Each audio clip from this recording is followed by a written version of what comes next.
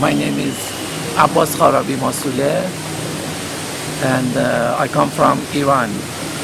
At the present time, I am doing my PhD program at University Malaya in Malaysia. I am also the student of American University of Sovereign Nations for a master degree with a major of ethics.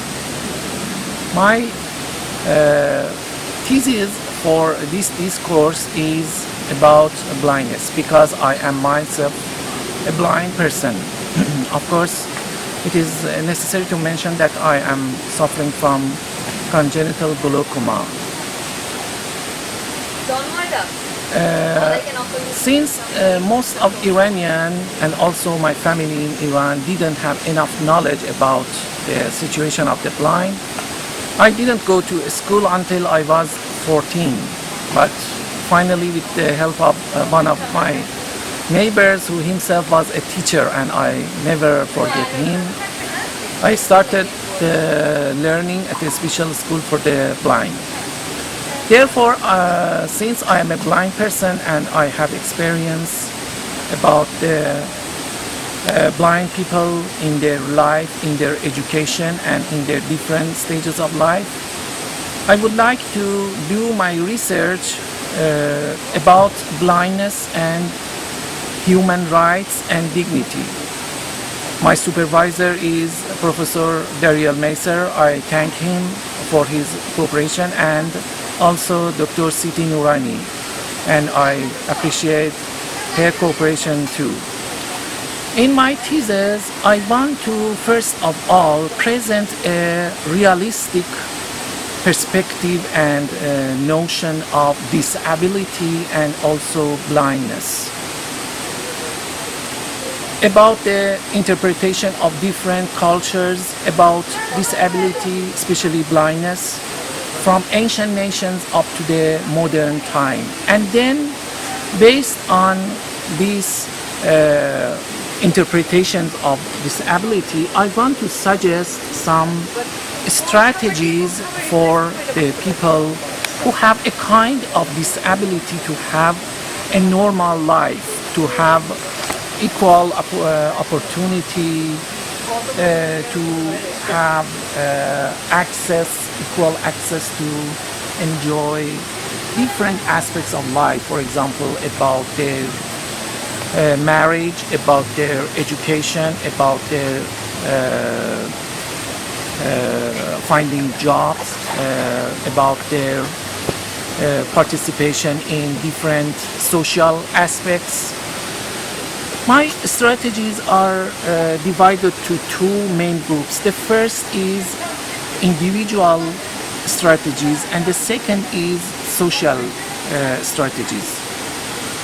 Based on the individual strategies, I want to suggest some strategies that can help the people with blindness to be independent, because independence in life is very important, especially for the people who has a kind of blindness.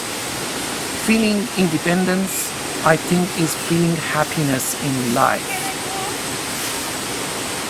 And how did you find the courses? Given that you were blind, was it easy to follow the lectures, and what did you gain from the course material? You mean how I collect my data? Well, not only for the thesis, but also during the courses of the program. You had many lectures. Yes. How did you? Was everything accessible, or could you suggest anything for people who are blind in the future? Yes, I try to have some interviews with the blind who are with the people who are blind at different level of educations. For example, different levels of economy, to get comprehensive information about their situation.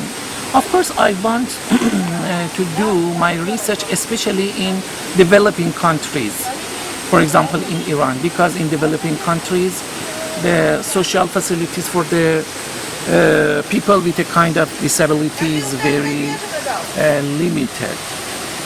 Therefore, first of all, I try to arrange some interviews with them, And second, since I myself I am a blind person, I try to use my experience, and also I focus on the researchers that have been done about people with different kinds of disabilities. And also another sources that are very important for me is the foundations of these strategies, the philosophical foundations of these strategies. Because I think these strategies should be established on reasonable philosophical foundations, such as human rights and human dignities.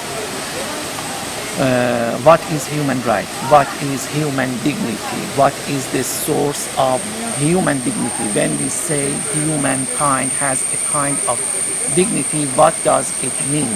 The dignity of human being comes from, for example, religion, or no, it comes from the humanity of human being. This is also another discussion in my thesis to justify the foundations, the philosophical foundations of my strategies. Because I want to prove that it is against human rights and human dignity that some person, a human being that has been born without his option, he or she doesn't have equal opportunity to enjoy the life. It is exactly against human right and human dignity. And I think these arguments can in fact prove philosophically the strategies that I try to support them.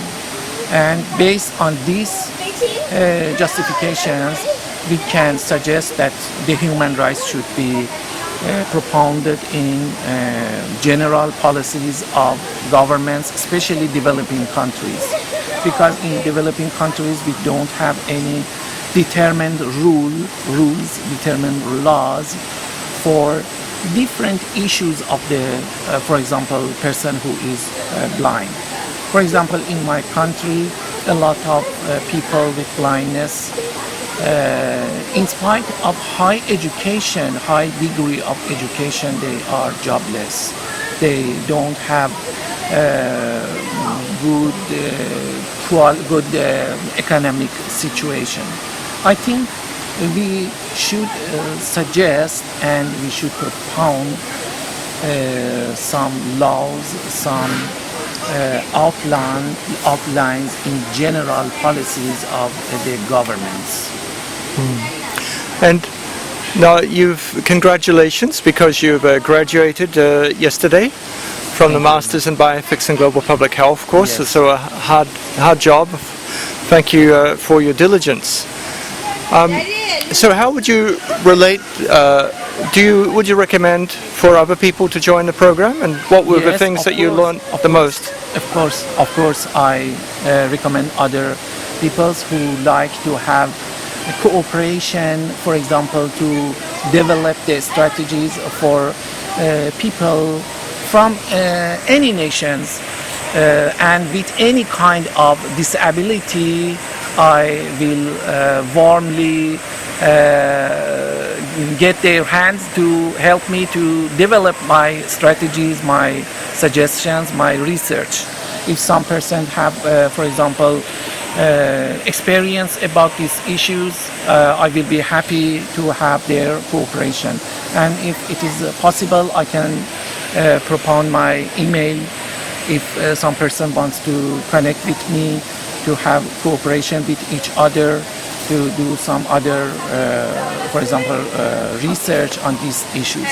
My email is abbas.andishe@gmail.com. I spell it abbas.andisheh@gmail.com.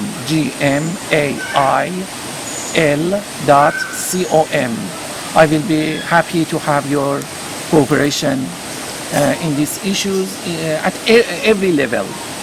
Thank you. And so today we're in the rainforest in Malaysia for a graduation trip. Yes. You're in front of a bamboo, and Yes. you told me it was the first time to Yes, touch a yes, bamboo. yes. How did you feel? What does the bamboo feel like? It was very strange for me. Professor Dariel Meiser put my hand on the tongue of a special, very strange tree. First, I think it is something I couldn't understand that this is a tree. I think this is something like iron. It was straight. It was very strange for me. It was the first my experience about this tree. And here we are with other of our friends, and we have very good experience with also Professor Dariel. Here I am, of course, in spite of my blindness that I cannot see the environment, the trees, but I can enjoy by smelling the nature, by listening to the sound of river, and hearing the voice of different birds, and also sometimes the voice of dogs. I'm enjoying here. Good. Thank you. And so in the future, for the transformation of the world, do you propose to make a world where it's easier for people, both, in your thesis you talked about the newly blind as well as those who were born blind, and it's different challenges. Yes, so how can we change the world? We have two, of course we can say that we have different groups of blinds. First of all, totally blind, and the second, partially blind. And also the people who were blind from birth, and the people who became blind newly. I am in the group of the people who became newly blind. I lost my sight gradually within around 20 years because the pressure of my eyes damaged the sight nerves gradually, and gradually I lost my sight. The people who were blind from birth, psychologically, my experience shows that because I have too many friends, blind friends, in Malaysia and also in Iran. The people who were blind from birth, psychologically, their situation is better than the people who became newly blind.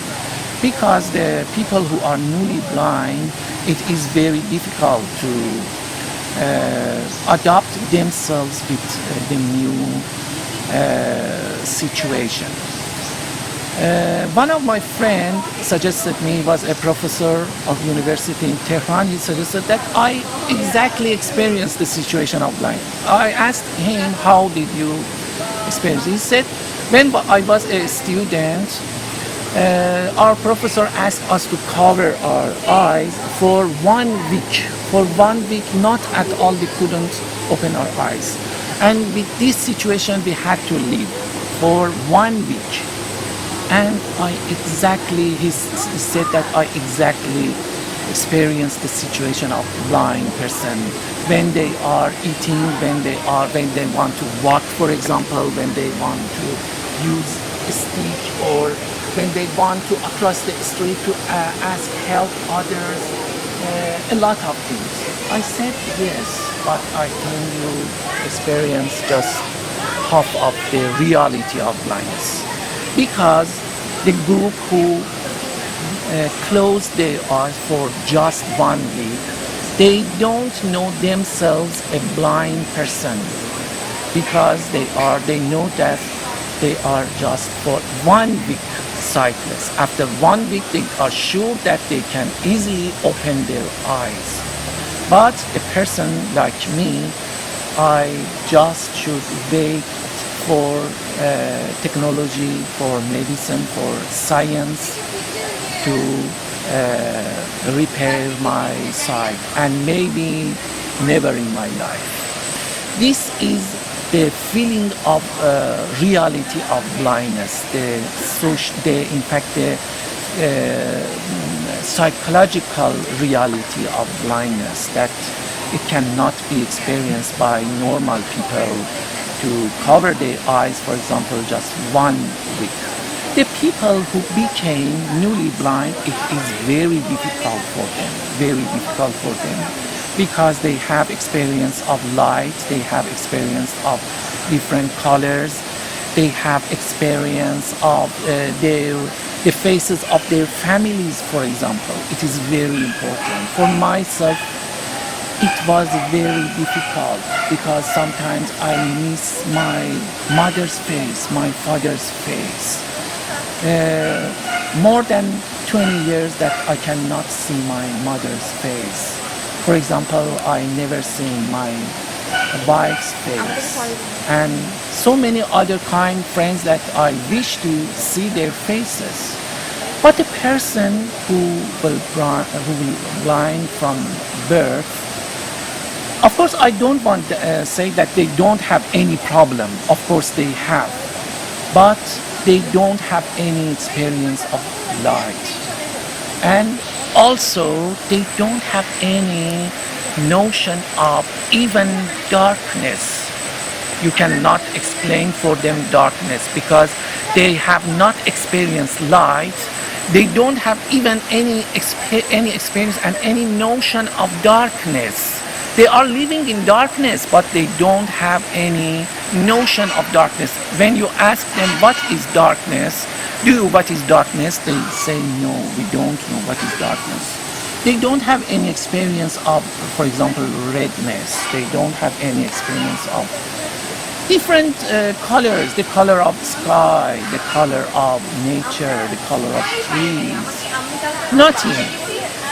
And because of that, they are in a better psychological situation.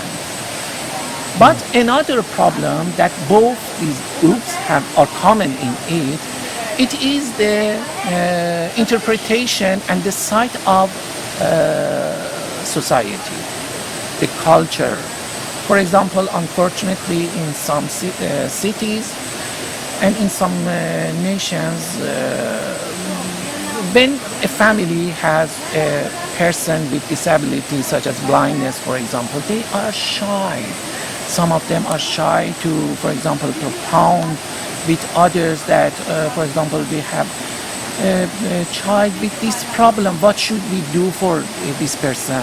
How we can, for example, is there any facility for this person, for such a person? Is there any opportunity for their education, for their job, for their being independence? Nothing. And this is very bad situation that all of, for example, blind people, even the blind who are blind from birth, and the people who became newly blind faced such cultural problems. But psychologically, I think the people who became newly blind have more psychological problems. So what would you say is you're a philosopher, do you think being blind has been a disadvantage and an advantage, or what sort of opportunities and challenges has it presented to you to be blind, to be a philosopher? I think blindness is, of course, first of all, some people try to justify that no, blindness is not weakness. Blindness is not, for example, disability. Blindness is a kind of PowerPoint. No, I accept. I think my philosophical background says me that first of all, I should accept the reality. I should be a realistic person. I should be a realist person. Blindness is disability. Disability Disability means lack of ability. I have a kind of disability. I cannot say no, blindness is a positive point. No, blindness is a kind of disability and it has its limitation. I should accept it. I cannot justify and